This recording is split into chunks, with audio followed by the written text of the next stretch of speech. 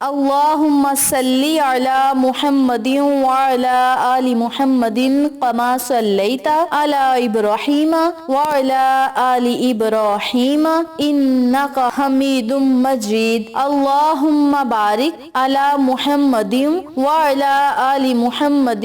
کما بارکت علی ابراہیم وعلی آل ابراہیم انک حمید مجید۔ محترم سامعین، السلام علیکم ورحمۃ اللہ وبرکاتہ۔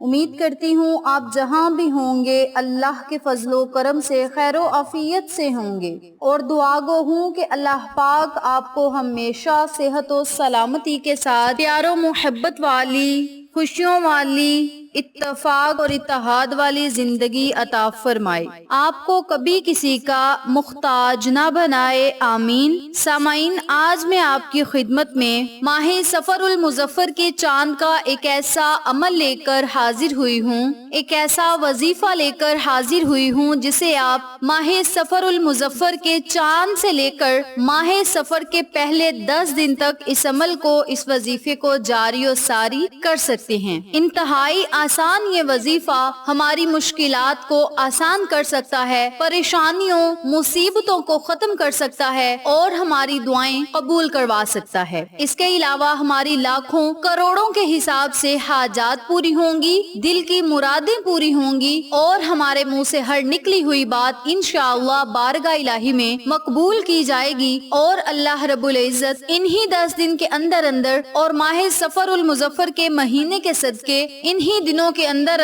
ہماری سوئی ہوئی تقدیر کو جگا دے گا۔ انتہائی آسان یہ وظیفہ جو لوگ کر لیں گے انشاءاللہ اپنے مقدر اور تقدیر کو چمکتا ہوا خود اپنی آنکھوں سے دیکھیں گے۔ میری پیاری بہنوں اور میرے پیارے بھائیوں، اس وظیفے کی آپ کو لاکھوں کروڑوں برکات اور فضیلتیں حاصل ہوں گی، اور آپ اس کے فوائد و فضائل سے استفادہ حاصل کریں گے، اور اس کے معجزات آپ خود اپنی آنکھوں سے دیکھیں گے۔ آج میں آپ کو جو عمل بتاؤں گی، جو وظیفہ بتاؤں گی، قرآنی آیات بھی ہیں، قرآنی الفاظ بھی ہیں، اور ان میں سے ایک آیت تو ایسی ہے جسے جنت کا خزانہ قرار دیا گیا ہے، اور جب آپ ان مقدس دنوں میں جنت کے خزانے کو تھام لیں گے، اللہ کا ذکر کریں گے، توبہ استغفار کا ورد کریں گے، اور اللہ کا شکر ادا کریں گے، تو اللہ رب العزت دنیا اور آخرت کی ہر نعمت سے آپ کو نوازے گا۔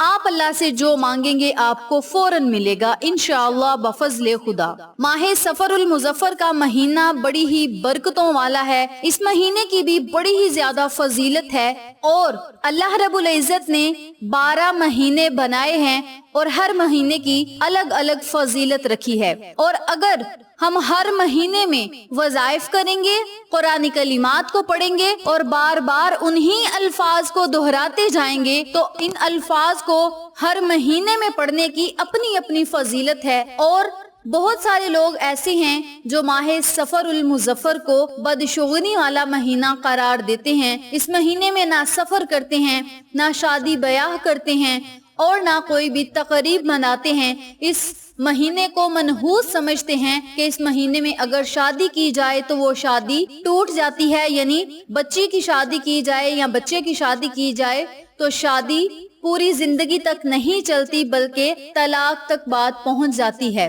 جو کہ بالکل غلط بات ہے۔ ماہ سفر المظفر کا مہینہ بھی بڑا ہی بابرکت اور مقدس مہینہ ہے۔ اس مہینے کے حوالے سے جو بھی من گھڑت باتیں ہیں ان پر نہ عمل کریں، اور اللہ رب العزت کا ذکر اپنی زبانوں پہ جاری رکھیں، اپنی زبانوں کو اللہ اور اس کے رسول کے ذکر سے تر رکھیں، اور اپنے مسئلات اور مشکلات کو حل ہوتا خود اپنی آنکھوں سے دیکھیں۔ وظیفہ ذکر کرنے سے پہلے میری آپ سے دلی گزارش ہے کہ ویڈیو کو آخر تک ضرور دیکھیے گا، اور جن لوگوں نے ابھی ابھی تک میرے چینل اقصیٰ اسلامک ایجوکیشن کو سبسکرائب نہیں کیا وہ نیچے موجود لال رنگ کے بٹن کو دبا دیں اور ساتھ موجود گھنٹی کے بٹن کو دبا دیں تاکہ میری ہر نئی آنے والی ویڈیو کی اپڈیٹ آپ تک بآسانی پہنچ سکے۔ جزاک اللہ۔ اسی کے ساتھ میری آپ سے گزارش ہے کہ میرے چینل پہ آپ کو جتنے بھی چینلز کا شارٹ آؤٹ دیا جائے ان چینلز پہ جائیں،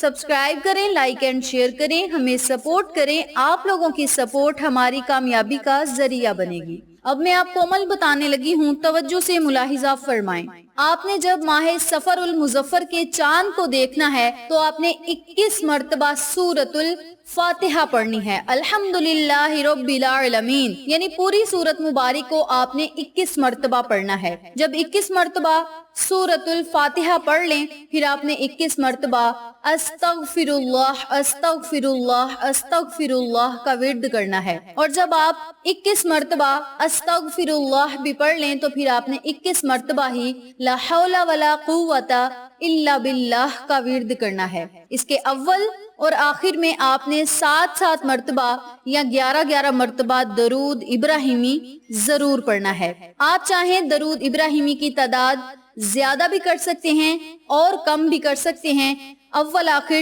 3 مرتبہ بھی درود پاک پڑھ سکتے ہیں، 7 مرتبہ، 11 مرتبہ یا 21 مرتبہ درود پاک پڑھ سکتے ہیں، یہ آپ کی اپنی مرضی ہے۔ اور یاد رکھیں جس وظیفے کے اول آخر درود پاک پڑھا جائے تو اس وظیفے کے فوائد و فضائل بھی دگنے ہو جاتے ہیں، اور جس دعا کے اول آخر درود پاک پڑھا جائے اللہ رب العزت اس دعا کو فوراً قبول فرما لیتے ہیں۔ اور یاد رکھیں جس دعا کے اول آخر درود پاک نہ پڑھا جائے وہ دعا زمین اور آسمان کے درمیان لٹکی رہتی ہے اور عرش معلی تک نہیں پہنچتی جب تک ہم درود پاک نہ پڑھ لیں۔ تو آپ سب سے گزارش ہے کہ اگر آپ نے بہت جلد دعائیں قبول کروانی ہوتی ہیں تو دعا مانگنے کے اول آخر درود پاک ضرور پڑھا کریں، وظیفہ کرنے کے اول آخر بھی درود پاک ضرور پڑھا کریں، اور پھر اپنی حاجات اور خواہشات کا اظہار رب کریم سے کیا کریں۔ یہ وظیفہ آپ نے چاند کو دیکھ کر کرنا ہے، اس کے علاوہ پورا دن آپ کے پاس ہوگا، جب آپ کا دل چاہے آپ ان تسبیحات کو پڑھ سکتے ہیں۔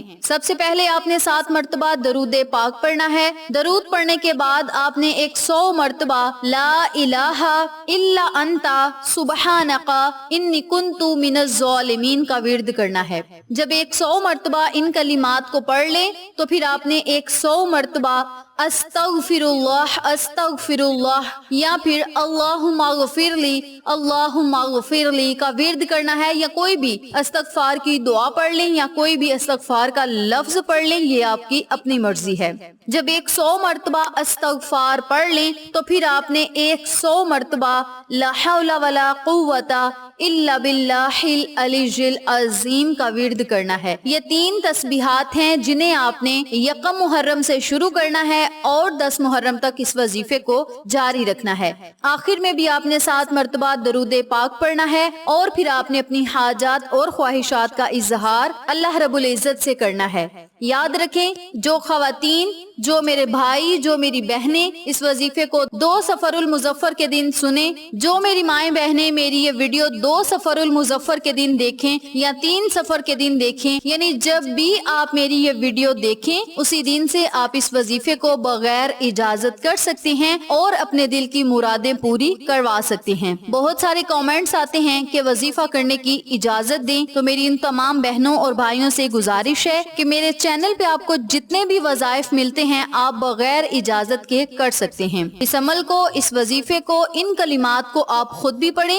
اپنے عزیزوں کو اور فیملی ممبرز، فرینڈز اور نیبرز کے ساتھ ضرور شیئر کریں تاکہ تمام لوگ اس وظیفے سے استفادہ حاصل کریں، آپ کو اور ہمیں صدقہ جاریہ کا ثواب ملتا رہے۔ انشاءاللہ پھر کسی نئے وظیفے یا اچھی معلومات کے ساتھ آپ کی خدمت میں حاضر ہوں گے، تب تک کے لیے اللہ نگہبان۔